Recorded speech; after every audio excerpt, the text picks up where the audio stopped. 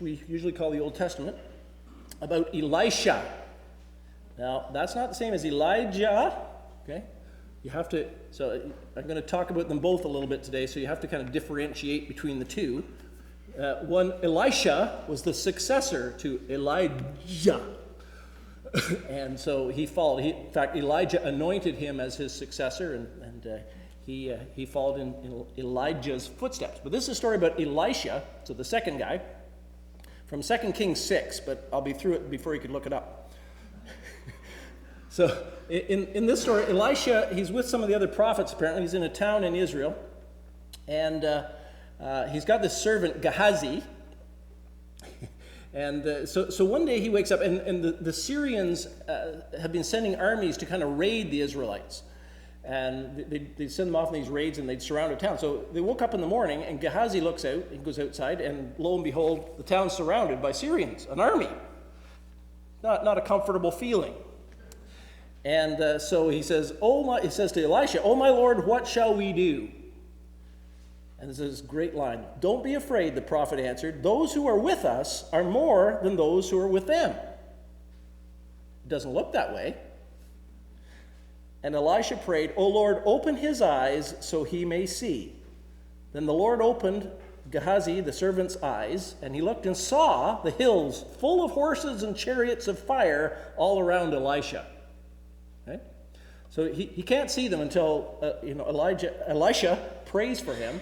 Then he sees there's a whole lot more than what meets the eye going on around here. So there may be this local army of Syrians, but outside around us all is this huge host, the host of heaven. The armies of heaven are here. So it says the horses and chariots of fire. These are the Lord's people on his side. And then Gehazi is greatly relieved, and he's content because he sees all these that are surrounding him. And that struck me as kind of parallel to what we're looking at today in this chapter in the book of Hebrews in the New Testament, which is all about these people of faith and that surround us. So we're going to, when we finish going through the chapter 11 and then we get on to chapter 12, it says, "Therefore, since we are surrounded by such a great cloud of witnesses." Okay? So this is kind of get my comparison here. He's trying to present us a fact of something that is harder for us to see, but it's nevertheless real. That we're surrounded as well by God's people and God's hosts. So last week we started into this chapter and we talked about. So it's kind of a biblical definition of faith. It starts with faith is the substance of things hoped for and the evidence of things unseen or not seen. So that's a Bible definition of faith. So it has to do with the things that we hope for. In other words, that we expect will happen because God has promised it will happen, like the life to come, the perfect, the restoration of creation. We haven't yet encountered that, but we hope for it. It's not I hope so. God says it's going to happen, so it's going to happen. But faith discerns that. It ascertains that. It's the evidence. It's the substance of things hoped for and the evidence of things unseen. So faith is also, it tells us, it reports inside us, and there's some faculty in us, which is called faith, that gets that there's an invisible world. There's God, and there's His realm, and the realm we live in came from that realm. So we ascertain that and many other things through faith. Faith, you can't, you ever try to explain to somebody that doesn't have faith what faith is? Good luck. They look at you like you're nuts. Because it's a mystery. It's a miracle. It's revelation. It's God's gift to us if we actually have faith. So then they enumerate in this chapter, it's all people from the Hebrew Bible. Going back as far as Abraham as far as Noah, and then moving forward. So last week we talked a little bit about Noah. We talked about Sarah and Abraham. Sarah was 90 when she had her first baby. We think that was her last baby. And they called him Isaac, which means laughter. Because it was God's sense of humor. Very funny. And Abraham was 100. So that was last week. So we got a few more I'm just going to touch on today in the chapter because to get us thinking and remembering. I think there's purpose in this chapter, one of the purposes is for us to appreciate the Hebrew Bible. It's hard for us to do that. It's full of strange things, and I'm going to actually talk about some of those. But and a lot of wars and battle and violence, which we find hard to stomach, and so we have to kind of discover how to look at it through the lens of Christ in the New Testament to take from it, and this is helping us with that, to take from it what is valuable. And there's lots of value. So one of the ones I noticed was verse 31. By faith, the prostitute Rahab is one of the heroes of faith in the Old Testament. Isn't that something, eh? They say, isn't that the oldest profession or something like that? I don't know. So it's odd. It's a little odd, maybe a little bit disturbing to us, that this woman who is a prostitute is set before us as a woman of great faith. And the story behind it, I don't know if you know the story behind it, so I'm going to reiterate it to you. So she lived in the city of Jericho, and the Israelites had come across the desert 40 years, and they were on the other side of the Jordan, ready to cross into the promised land across the Jordan. And they hadn't crossed yet. Joshua was now in command because Moses had died. Joshua is the next in line, and he's the judge and the leader of the people of Israel. He sends spies ahead across the Jordan over to go into Jericho and check the place out. And the reason that's important is because the Israelites were a little bit afraid. They were about to enter this land. They were supposed to take the land and just, conquer it. And so the spies go into the city, and lo and behold, what they find is this big, huge fortress, walled city. And they go into the city, and they find out that the people are terrified of them. So that's that's psychologically of great benefit to the Israelites going forward, because it helps them with the struggle they're having with their own fear. It's kind of like when if you ever play sports, you're on a team and you found out the other team is scared of you, and you're like, yeah, that's the way we like it, which is terrible, but the way humans are. So the spies go into Jericho. They find this out, but then they stay. I don't know why. They stay at Rahab the prostitute's place. Well, the gates were closed, so they were kind of hiding. And the king hears that they're at Rahab's place, and he sends for them. He says, Rahab can send those guys out, and Rahab refuses. And she says, oh, no, she says, they've already gone and they've left. You should chase them up the road that way. They went that way. And so they go off to chase them, and she has them hidden in her place. Then she eventually lets them down from the window from up high on the wall. But before they go, she says, okay, your God is the God. He is the Lord. He is the maker of this earth, and he's the one. And so you got to remember me for this. And they say, yeah, we're going to remember you for this. So when they come and they attack Jericho and destroy the city, the only ones they spare are Rahab and her family with her. So she's considered a person of great faith. Isn't that an interesting story? 2 on that one. You can go back and look at it in, I think it's Joshua chapter 1 or 2, somewhere in there. Then there's all kinds of things here. What more shall I say? You got Barak, Samson, Jephthah, quenched fury of the flames, escaped the edge of the sword. Verse 35, women received back their dead, raised to life again. Women received back their dead, raised to life again, by faith. Who's he talking about? Well, notice it's plural here. And as far as I know, there's 2 instances in the Old Testament, in the Hebrew Bible, of women who received their dead back to life again. And guess what? They have to do with Elijah and Elisha. And so in Elijah's case, which is the one that when Leslie read that scripture, is the one Jesus refers to in that we read about in Luke. It says, Elijah was not sent to any, it says there were lots of widows in Israel, yet Elijah was not sent to any of them, but to a widow in Zarephath in the region of Sidon. And in this encounter Jesus has in his hometown with the people of the hometown, he's pointing out to them all the Gentiles that got help. So this is a Gentile widow lady, and that Elijah is involved with. So he goes. There's this famine in the land. The king is after him all the time. So he goes and he stays with this widow, and she has a child, a son. And lo and behold, while he's there, the child dies. and she comes and to Elijah to see if he can do anything about it. So that's her faith, the faith of the widow. And Elijah goes up, and it says he lays down on the child. And the child, I think it says 3 times or something like that. So one of them's 7 and one of them's 3. I forget my numbers. And the child comes back to life, and he hands the child back over to his mom. So then Elisha, a very parallel story happens, except in this case, he comes and stays with this woman. She has a husband, but she has no children, and she's up in years. And he asks Gehazi, what can we do for her? What can we do for this woman? He says, well, I don't know, but she doesn't have any kids. And so Elisha says to him, you're going to have a child. And she says, yeah, right. This sounds a lot like the Sarah story, doesn't it? So once again, and sure enough, she has a baby. And she didn't ask for. They kind of offered this child to her as a reward for her hosting the prophet. And so a couple of years, or however long, it doesn't say, down the road, the child dies. And she comes and finds Elisha, and she drags him back, basically. And he comes back, and he lays down on the child. He says, hands on his hands and his eyes on his eyes, kind of thing.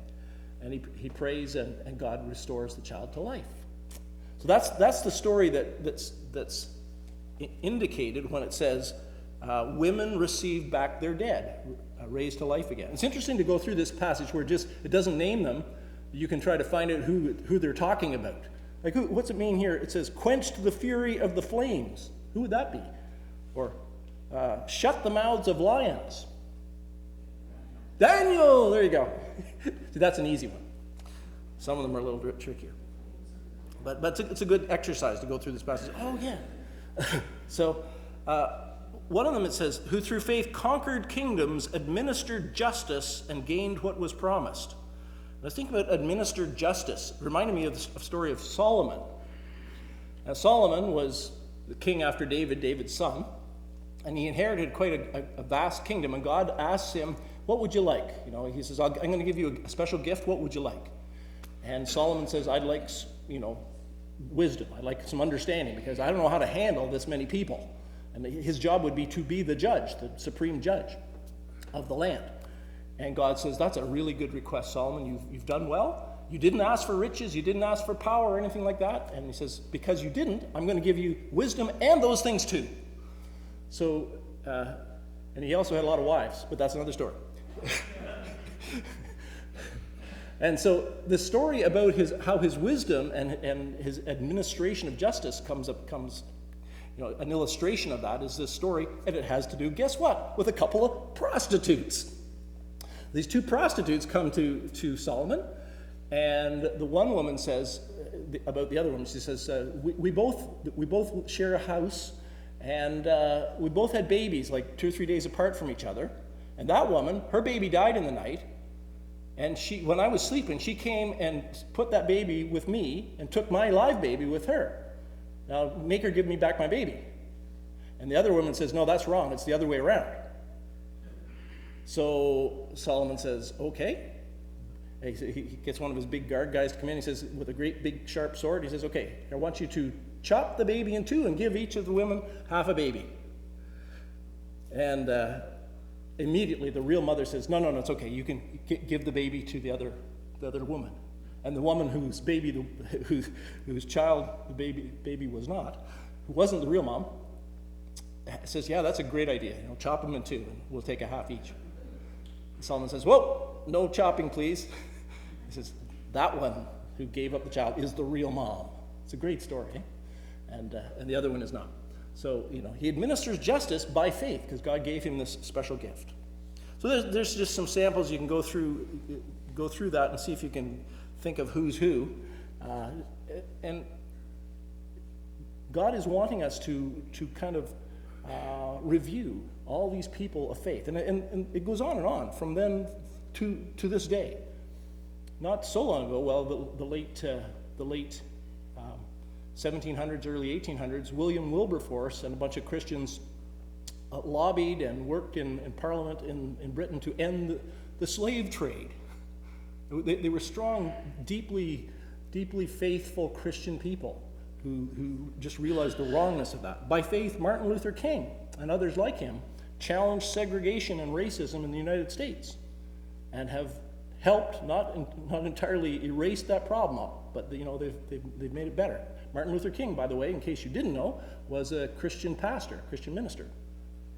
By faith, Bishop Tutu and others brought about an end to apartheid in South Africa in recent days.